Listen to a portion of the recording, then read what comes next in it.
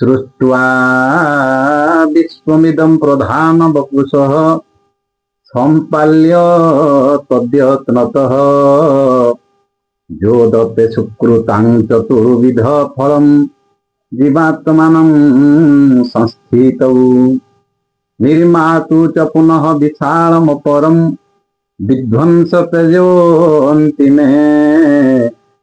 वन्दे त्वं प्रथम हिरण्यपुरुषं त्रैलोक्यनाथ विभुं त्रैलोक्यनाथं विभुं। सुस्वागतम प्रिय बंधुगण। आज होछि पर्यायक्रमे कार्तिक मासर चतुर्थ दिवस। मु आपण मानकु कार्तिक महात्म्य बा कार्तिक पुराण चतुर्थ अध्याय को पढ़ी शुणिबार प्रयास को जारी रखुछि। श्रद्धार सहित आपण माने श्रवण कले श्रम सार्थक हेब। जय जगन्नाथ। चतुर्थ अध्याय। आसंता काली एकादशी आश्विन शुक्ल मृग राशि यक्ष धनिष्ठा पुण्य काल सर्वमंगल जोगे बल मीन स्वरूप सिंधुनीरे प्रवेश हुए जे जाहारे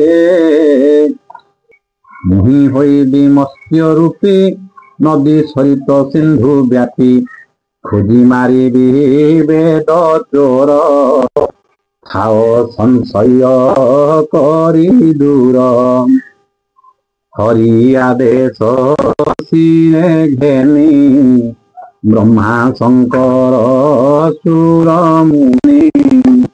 विविध रूप धरी प्रवेश हेले लुण बारी एथु अंते शुण सती ए आदि अवतार कीर्ति कश्यप नामे तपचारी विंध्य पर्वते वास करी विष्णु संतोष प्रति आसे रही जे थिले चतुर्मासे से स्थाने सरस्वती नदी विंध्य पर्वते मूलु भेदी दक्षिण सागर गामिनी से जले प्रातः स्नान मुनि अण उदय स्नान सारी सूर्य प्रकाशे संध्या करी देवता पितृ आवाहने संतोष करी जल दाने आदित्य रथे अर्घे तोड़ी घेनिले उदत अंजलि एहि समये नर हरि क्षुद्र सर्फरी रूप धरी ऋषिंकी कले उत्पत्ति देखी संतोष महागति मने विचारी महाऋषि एमी न मान भय आसी शरण मोर कर स्थले जत्न रखिबे कमंडले एमंत विचारी मनरे रखिले कमंडल एमी न कमंडले ठाई डाकई रख तपशील एजे संकीर्ण कमंडल उत्सर्गे दिशे मोर काये मने उपजे महाभये सारस गणे देखिने बे तुमर तेर खल भल ठावे शुणी कश्यप महाऋषि सेमिन कुटे निवेशी तहु पुरिला कले बरता देखी मरीची कुमर मत्स्य को धरी तुरित सन्निधे थिला जे सरिते कहीं प्रवेश नहीं कला सेमिन सरिते बढ़िला देखी आश्चर्य जपतारी बहुत विप्रठुल करी मीन को धरी धर्म बले मिलिला सरोवर जले तही नहिला जही थाव मीन डाकई रख जीव शुणी विस्मय विप्रगण मने सुमरी नारायण मीन को सरोवर नहीं गभीर नदी मार्गे थोई कहीं पुरिला मीन काया विप्रे न जानी विष्णु माया वेद वचने स्तुति गाई मत्स्य को सिंधु जले नहीं देवकी हिते देवंक हिते दयितारी सागरे विश्वरूप धरी सुवर्णमय मत्स्य रोही रूप को प्रतितुल्य नही रंग लोचन देह शोभा व्यसने काल अर्क प्रभा रंग अधर रंग पृष्ठ मेरु समाने महामोट गिरी सदृश पुच्छ मान गर्जने आवृते गगन ଧରଣୀ ହୁଏ ଟଳମଳ ସିନ୍ଧୁ ଉଛୁଳି ଲଙ୍ଘେ କୂଳ ନିଶ୍ୱାସ ପବନ ବତାସେ ପର୍ବତ ଉଡ଼ିଲେ ଆକାଶେ ଗ୍ରହ ନକ୍ଷତ୍ର ମେଘମାଳେ ନହିର ପାରି ଅନ୍ତରାଳେ ଲୁଚିଲେ ଅତି ଊର୍ଧ୍ୱ ଦିଶେ ଭয়ে କମ୍ପତି ରସ ଦିଶେ ସମୁଦ୍ରେ ପଶି ମହାମୀନ ଚହଟି କରଇ ଗର୍ଜନ ଉତ୍ସଙ୍ଗ ଦିଶେ କଳେବର ତୋଳା ଗେଜେ ସନେ ମନ୍ଦାର ଜଳ ଧିତେ ସନକୁ ମତେ ରହିଲା ମତ୍ସ୍ୟ ପୁଚ୍ଛ ଗତେ ସିନ୍ଧୁ ହୋଇଲା ଜଳ ଶୂନ୍ୟ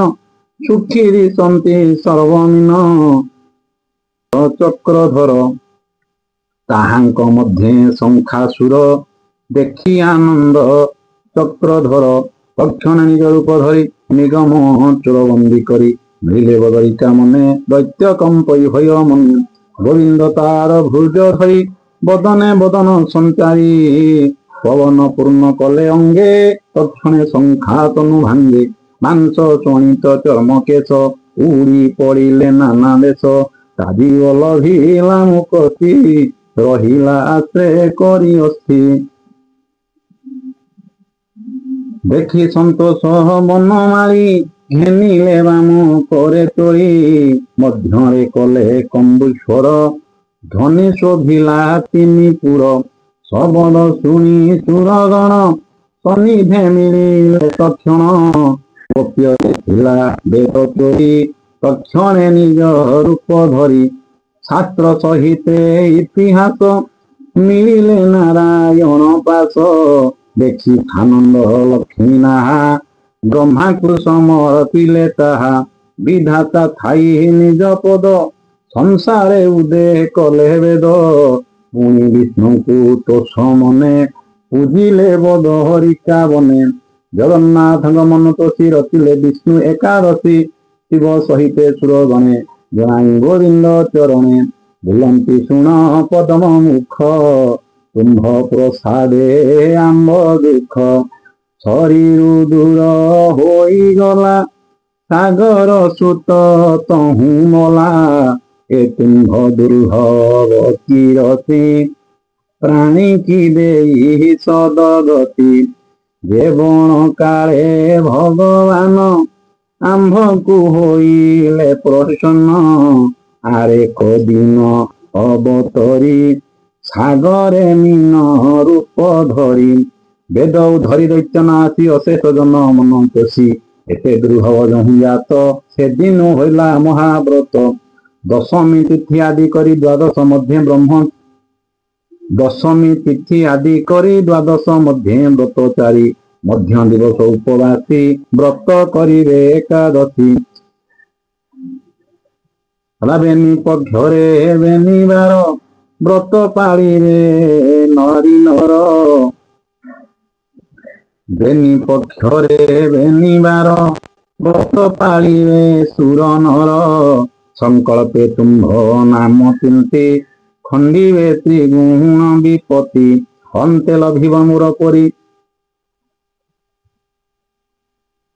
ଅନ୍ତେ ଲଭିବ ତୁମ୍ଭ ପୁରୀ ଏମନ୍ତ ଆଜ୍ଞା ଦେବା ହରି ଶୁଣି ସନ୍ତୋଷ ଦୟା ନିଧି ବୋଇଲେ ବ୍ରତ ହେଉ ସିଦ୍ଧି ଏମନ୍ତେ ବୋଲି ତହୁଁ ଚଳି ପ୍ରୟାଗେ ତୀର୍ଥେ ଯାଇ ମିଳି ପବିତ୍ର ଜଳେ ସ୍ନାନ କରି ବେଗେ ପୂଜିଲେ ଦଇତାରି ବ୍ରହ୍ମା କହିଲେ ଶୁଣ ବ୍ରତେ ସର୍ବଦେବଙ୍କ ସନମତେ କାର୍ତ୍ତିକ ମାସ ଆଗମନେ ଜଣାଇ ବିଷ୍ଣୁ ସନ୍ନିଧାନେ ବୋଲନ୍ତି ଏ କାର୍ତ୍ତିକ ମାସ ତୁମ୍ଭେ କରିବ ଜଳେ ବାସ ଦେବଣ ଜନ ପ୍ରାତଃ କାଳେ ସ୍ନାନ କରିବ ଯାଇ ଜଳେ ନିୟମେ ହେବ ବ୍ରତଚାରୀ ହବିଷ୍ୟର୍ଣ୍ଣ ଭୋଗ କରି ପାଇବ ପରମ ମୁକ୍ତି ଏ ଆଜ୍ଞା ଦିଅ ଲକ୍ଷ୍ମୀପତି ହେଉ ବୋଇଲେ ନାରାୟଣ ଶୁଣି ସନ୍ତୋଷ ସୁରଗଣ ପୁଣି ସେଠାରୁ ବିଜେ କରି ମିଳିଲେ ବାରାଣସୀ ପୁରୀ ସେସ୍ଥାନେ ଶିବ ପୂଜା କରି ବ୍ରହ୍ମାଙ୍କୁ ତହିଁ ନର ହରି ସେସ୍ଥାନେ ଶିବ ପୂଜା କରି ବ୍ରହ୍ମାଙ୍କୁ ଚାହିଁ ନର ହରି ବୋଲନ୍ତି ଶୁଣ ବେଦବର ଏ ତିନି କ୍ଷେତ୍ର ପ୍ରିୟ ମୋର ପ୍ରୟାଗ ବଦରିକା କାଶୀ ଦେବଣ ଜନେ ଏଥି ଆସି ତୀର୍ଥେ ସ୍ନାନ କରି କ୍ଷେତ୍ରେ ଯେବେ ରହିବ ଦିନା ମାତ୍ରେ ତୀର୍ଥେ ସ୍ନାନ କରି କ୍ଷେତ୍ରେ ଯେବେ ରହିବ ଦିନେ ମାତ୍ରେ ତାହାଙ୍କୁ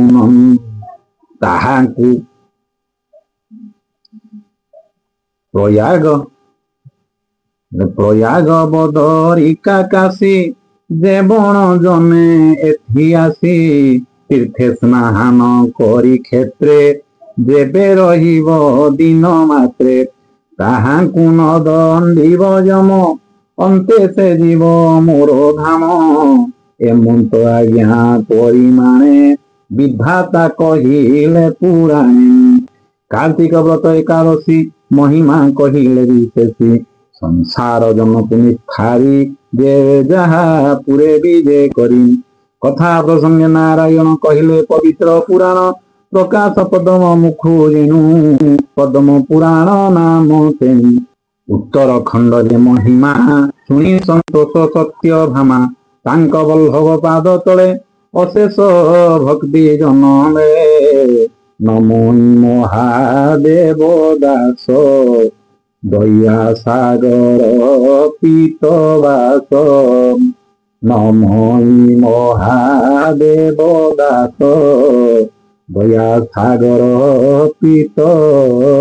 ବାସ। इति श्रीपद्म पुराणे उत्तरखंडे कार्तिक महात्म्ये मत्स्यावतार महिमा कथने वेद चौर शंखासुर बधो नाम चतुर्थोऽध्याय। हरि ओम शांति। सर्वे भवन्तु सुखिनः सर्वे सन्तु निरामया सर्वे भद्राणि पश्यन्तु मा कश्चित् दुःखभाग् भवेत्।